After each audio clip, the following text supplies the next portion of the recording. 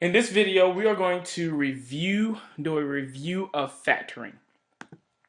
One of the first things that I like to think about while as I factor is to look at what we call the greatest common factor. And sometimes you'll hear me say GCF actually instead of greatest common factor, but it means the same thing, it's just an abbreviation. The greatest common factor is sort of just how the word sounds or the phrase sounds. It's the largest factor of each term in a polynomial. We're going to look at two examples where we look at basically just integers, and then we're going to look at two examples where we look at variable expressions. For instance, in this first example, I want to find the GCF of 12 and 15. Well, what I do when I think about this is I think about all the factors of 12. For instance, 1 and 12, 2 and 6, 3 and 4. Those are all factors of 12. Now I'm going to find the factors of 15. Like 1 and 15, they multiply together to give you 15, and 3 and 5, they multiply together to give you 15. And remember, a factor is any number that divides evenly into something, right? But once we have all the factors of 12 and 15, all we have to do is look on our list and look at the largest one. So 3 is one that they have in common. It's actually the only one that they have in common. And so my GCF in this example would be 3. Had there been another number that was a common factor of both 12 and 15 that was larger than 3, we call that number our greatest common factor. And my goal for you is for you to be able to look at these two numbers here and be able to automatically think, without even going through this process of writing all these factors here, what the GCF is. Let's look at these variable expressions here. I have x cubed. Well, x is the only factor of x cubed. It's x multiplied 3 times, right? For x to the 5th, again, x is the only factor, but it's x multiplied 5 times, right? And so if I try to think about my GCF, well, this one has 3 x's multiplied. This one has 5, but it also includes 3, right? And so my greatest common factor of x cubed and x to the 5th is actually x cubed. And something to keep in mind as you continue to think about these greatest common factors of variable expressions, you only have to really look at the exponent. You always take the smallest of the two exponents, right? Of course, x to the 5th doesn't go evenly into x cubed, but x cubed does go evenly into x to the 5th. So you can always think of that power being the smallest power there. Now that we know how to find the GCF of both numbers and variables, we're going to look at a polynomial, 12x to the 5th minus 24x to the 4th minus 3x squared, and we want to factor out the GCF. All right. Remember, the first thing you have to do in order to factor out the GCF is actually find the GCF, right? So my GCF in this example, well, if I look at 12, 24, and 3, I'm not going to worry about the negative signs right now. But 3 goes evenly into all those numbers, right? And if I look at my variables, x to the 5th, x to the 4th, and x squared, remember I told you that rule about the smallest power? Well, they all have an x. The smallest power of x is 2. So my GCF is going to be 3x squared. All right, so we found the GCF. Now we're ready to factor. And this is where the difference comes into play. Remember, factoring is the process of changing a polynomial from its regular old state to a multiplication of 2 or more polynomials. And so since we don't have a multiplication of polynomials here, factoring will help us do that. All right, GCF was 3x squared. So what I'm going to do is I'm going to multiply this polynomial and divide this polynomial by my GCF.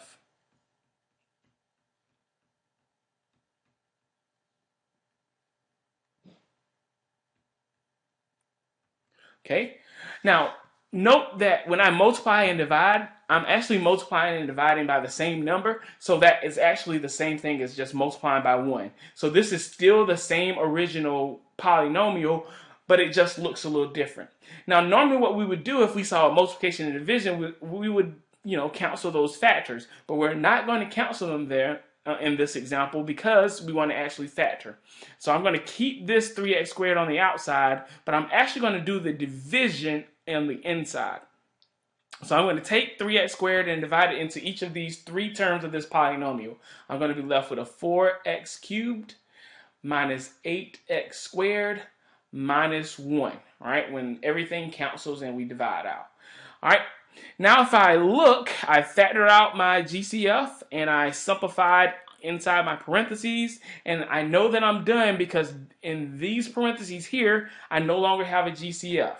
All right, that's how you know that you're done. And so that problem is complete.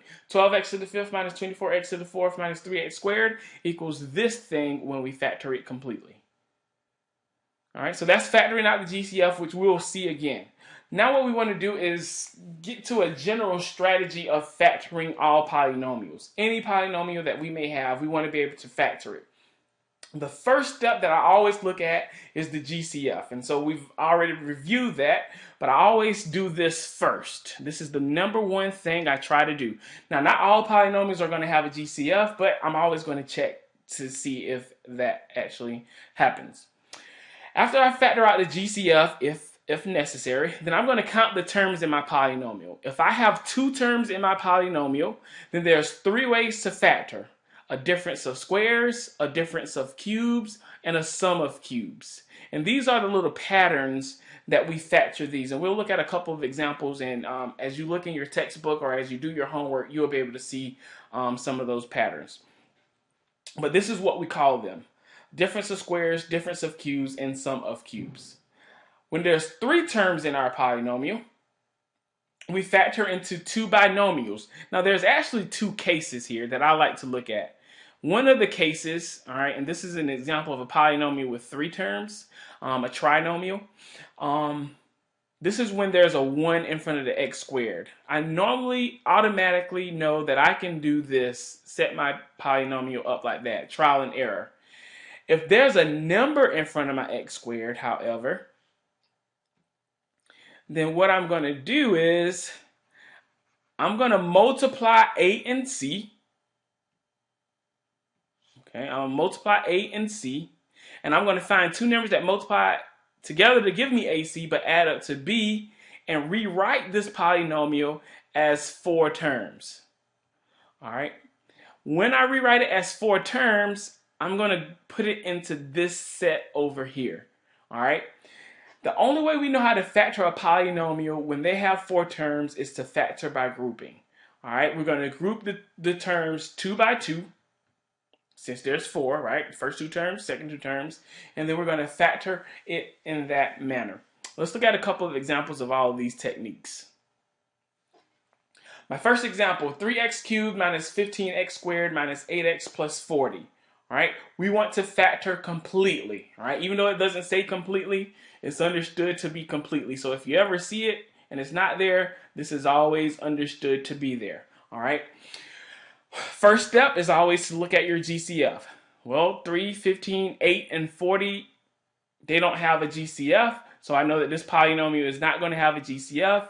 Since there's four terms, I'm going to factor by grouping. I'm going to group these first two terms together, and I'm going to group these second two terms together.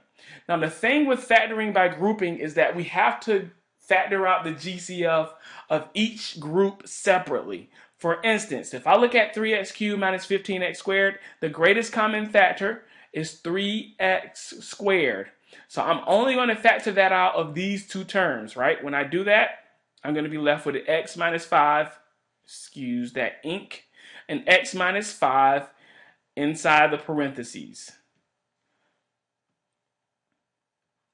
Now I'm going to go to my second grouping, negative 8x plus 40. Now this is something that's important that I hadn't touched on before. If I'm looking at just these terms right here, okay, the leading coefficient is negative 8x. Anytime my leading coefficient is a negative, when I do my GCF, I'm going to put the negative with that greatest common factor. All right, so if I look at negative 8x plus 40, the greatest common factor is negative 8. All right, I'm going to factor out a negative 8, meaning I have to divide each of these by negative 8. I'm going to be left with an x minus 5. Now that I have this set up right here, I am going to notice that I have two x minus 5s in both of those factors, so I can factor that out. So I'm going to have an x minus 5 times, when I factor out this first term, I'm going to have a 3x squared. When I factor it out the second term, I'm going to have a minus 8. And if you notice, this is completely factored. Okay. And one way to always check yourself, I'm not actually going to do it here, but you can always FOIL it out or multiply everything back out, and you will see that you will end up with what you started with. Okay, let's move on. We have 4x squared minus 25. Again, first step, GCF. If I look at this example, there is no GCF. If I count the number of terms, I have one term right here and one term right here. I have two terms. There's only 3 ways to factor when I have 2 terms. Difference of squares, difference of cubes, sum of cubes. Since this is an x squared, or an even exponent, then I'm probably going to be able to use a difference of squares. And the formula for a difference of squares is a squared minus b squared equals a plus b times a minus b. So my goal in this polynomial here is to figure out what a and b are, and then I can just plug it into that formula. All right, well, if I look, I want to see what I square to get 4x squared. All right, what do I square to get 4x squared? Well, if I square 2, I get 4, and if I square x, I get x squared. So that's going to be a 2x squared. And what I square to get 25, well, I square 5. So this tells me that my a is 2x and my b is 5. So if I plug it into that formula, I'll have 2x plus 5 times 2x minus 5. And it's as simple as that, using that formula. And then we're done. So that's when we have 2 terms and we have a difference of squares. Let's look at one more example, or a couple more examples actually. These examples have 2 terms, all right? X squared plus 11x plus 28, all right? 3 terms, there is no GCF. And so what I'm going to immediately do when I see that there's a 1 understood to be in front of that x squared is I'm going to do me a set of parentheses, because I know from my multiplication of binomials way back in my earlier math career that whatever's in the first slot has to multiply to give you the x squared. So I have to separate it with an x and an x. And whatever's in the second slots have to multiply, right? They have to multiply to give you that 28, but they have to add up to 11. So if you think of all the numbers that multiply to give you 28, add up to 11, the only 2 numbers you will think of are 4 and 7. And so I'm actually done, right? And this time I'm actually going to check myself just to make sure I did that thinking right? So if I use the FOIL method, I get x squared plus 7x plus 4x plus 28. Well, that does, in fact, I can combine these 2 like terms. It is what I originally started out with. Excuse my inking here. X squared plus 11x plus 28. And that is it. Okay, let's look at this 4x squared minus 36. Oh, typo here. There should be an x there. Plus 72. Okay, remember, first step, always try to factor out a GCF. If I look at this example, 4 goes evenly into each of these. All right, so I'm going to factor out a 4. When I factor out a 4, I write on the outside as multiplication. On the inside, I divide. I get x squared minus 9x plus 18. All right, and now I'm ready to continue to factor. Now, I'm never going to get rid of this GCF here. All right, that's going to be a 4 times. Well, now there's a 1 understood to be in front of the x squared. So I'm going to write my binomials. I now know x and x, 2 numbers that multiply to give me a positive 18, right? Multiply to give me a positive 18, add up to a negative 9, all right? Well, my lucky numbers are negative 3 and negative 6. And again, you can multiply it all out, and you will see that you'll get back to your original. Let's look at these examples here. 2x squared minus 3x minus 20. A little bit more complicated here, all right? First of all, I'm still going to look for my GCF. I don't have a GCF in this polynomial here, and there's not a 1 understood to be in front of my x squared, all right? Now, you can do trial and error. When I say trial and error, you know that whatever number that you put in these first slots, they have to multiply to give you x squared. So I can put a 2x and an x here. But you also know whatever you put in your last slots here have to give you a negative 20. For instance, I can do a negative 10 and a positive 2. The hard part about this is that depending on the numbers that you choose, you got to get a negative 3x. And it doesn't work out as simple as if there was a 1 in front of my x squared. Since this takes some sort of a long time, I'm not going to use this method. All right. As I stated in the previous slide, I said that I would change this to 4 terms and factor by grouping. And so to do that, I'm going to multiply this 2 and this negative 20. Multiply those two things together. You get negative 40. And you're going to find two things that multiply to give you negative 40 but add up to a negative 3. All right? And if you notice, if I multiply a negative 8 and a positive 5, I get negative 3. Okay? That's what I'm going to rewrite this negative 3x as. And so if you pay attention, pay close attention here, I have 2x squared. Instead of writing minus 3x, I'm going to write minus 8x. This 8x comes from this number here, plus 5x minus 20. Notice, these two combine to that negative 3. So I hadn't done anything to change the actual values in my problem. All I've done was change the way it looks. All right. Now that I have that, I have 4 terms, and so I can factor by grouping. And so I'm going to group these first 2 terms together and group the second 2 terms together. Out of the first 2 terms, I can factor out a 2x. I'm going to be left with an x minus 4. And out of the second 2 terms, I'm going to be left with a 5. And I can factor out a 5, and I'll be left with an x minus 4. What's nice is that both of these are x minus 4. So I can factor out the x minus 4. And I have the 2x plus 5. Okay? And so I'm done factoring. And here's my solution. You can always check your solution. Let's look at this next example. 6x squared minus 5x minus 21. All right. So in this example, right, first thing we do, look for the GCF. There is no GCF. 5 is a prime number. And so what I'm going to do is, again, I'm going to multiply my leading coefficient by this constant term here. 6 times negative 26 is a negative 21 is a negative 126. And so I want to find 2 numbers that multiply to give me a negative 126, but add up to a negative 5. This is a bigger number, so it'll probably take you a little bit more time. But I think that negative 14 and 9 will work. And so instead of writing negative 5x, I'm going to write negative 14x plus 9. So I get 6x squared minus 14x plus 9x minus 21. Now I have 4 terms, and I'm going to factor by grouping. First 2 terms, I can factor out a 2x. I'll be left with a 3x minus 7.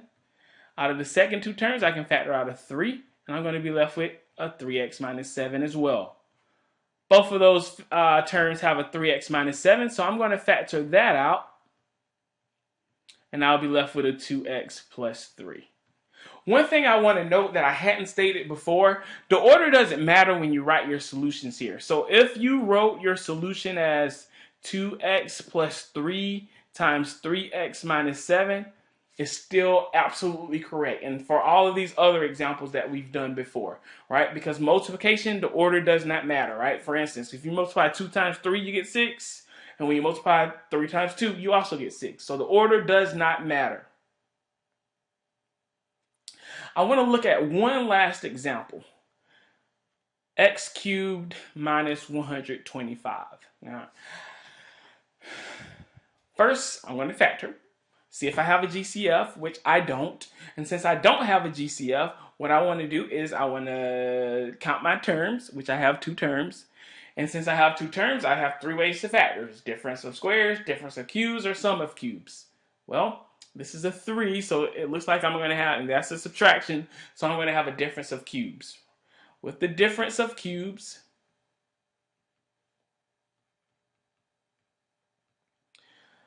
we have the formula a cubed minus b cubed equals a minus b times a squared plus ab plus b squared. So if I know what I'm cubing in this subtraction here, well, x cubed is easy to see, right? It's already cubed. I'm cubing the x. But 125, if I multiply 5 3 times, I actually get that 125. And so this is going to be x cubed minus 5 cubed. So my a is x and my b is 5. And now all I have to do is plug it into this formula and simplify. So let's do that. I'm going to get x minus 5 times x squared plus x times 5 plus 5 squared.